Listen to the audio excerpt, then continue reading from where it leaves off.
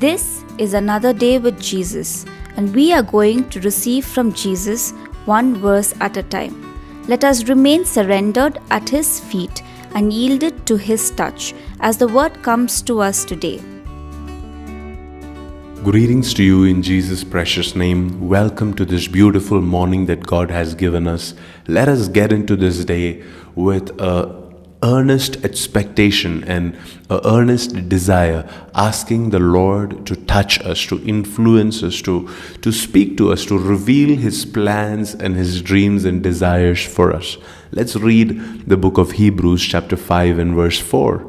The Bible says, "No one can become a high priest simply because he wants such an honor."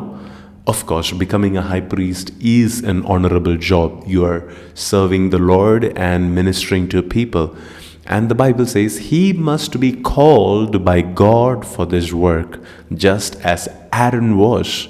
Now, if you read in the Old Testament, Aaron was the first high priest, and it was not his choice. He did not wake up one morning and say, wait, now that we have a new religion, I think we need a high priest, so I will be the high priest. He never opted for it himself. He never volunteered for it himself. It was God's desire and God's decision to select Aaron to be the high priest. If you read the context of this verse, the book of Hebrews chapter 5, it's talking about how Jesus is our high priest in the new covenant. And it's speaking about how Jesus was chosen by the Father to do His high priestly responsibilities and roles. And it says even Jesus could not volunteer for the work that the Father wanted Him to do. Jesus had to be chosen by God, had to be called by God, had to be specifically ordained by God for that end. How much more does that same principle apply to you and me? Do you know that we are also priests in the New Testament? If you read 1 Peter chapter 2 verse 9, it calls us a royal priest. If you read 2 Corinthians chapter 5 towards the end of it, 17, 18, 19, it says, hey, don't you know that God has given you and I the same responsibility to reconcile people back to God? That was the job of a priest in the Old Testament. And you and I, we have a calling. And yet, unless the Lord calls us, we cannot do His work. It is an honorable job to work for God, but God needs to call us. God needs to assign a specific task to us. You look at all the ministers in the Bible, none of them volunteered saying, okay, I will work for God. Every single one of them were called out by God. They were handpicked by God, and God gave them a very specific task. It was not the same for everybody. When God called Philip to be an evangelist, God called Paul to be an apostle, and specifically an apostle to the Gentiles, whereas God called Peter to the Jews. And God gave specific tasks to every single one of them. The same is true in the Old Testament, where God gave them different types of callings and anointings. Some were made kings, some were made prophets, some were made priests. However God wanted to use them, God would call them and God would give them the very specific task. And doing anything more or beyond that will obviously be acting in your own flesh, in your own self.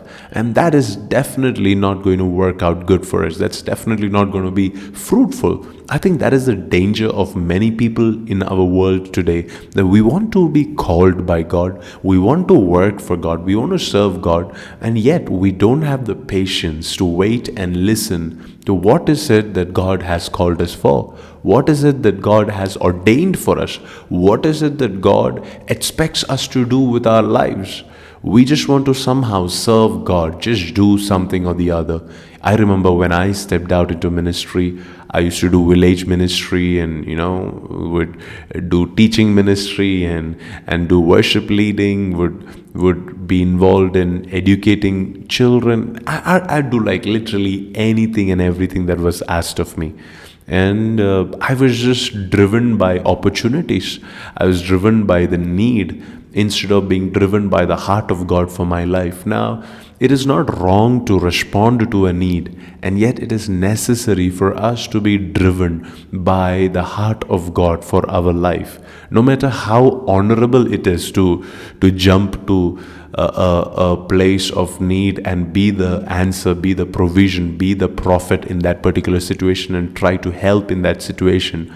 So often you would see Jesus would withdraw from a place of need to go to the next place because he felt the Father was leading him to another place. Although, if he would have stayed in the same place, people would have actually made him a king. People would have actually celebrated him better.